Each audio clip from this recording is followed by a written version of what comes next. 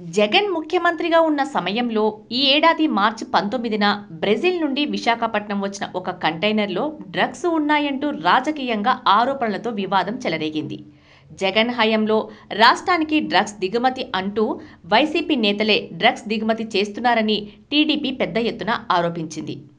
ఈ ఆరోపణలను వైసీపీ తిప్పికొట్టింది. కాగా విశాఖ తీరానికి చేరిన ఆ కంటైనర్లో ఉన్న సరుకుపై సిబిఐ విచారణ చేసింది.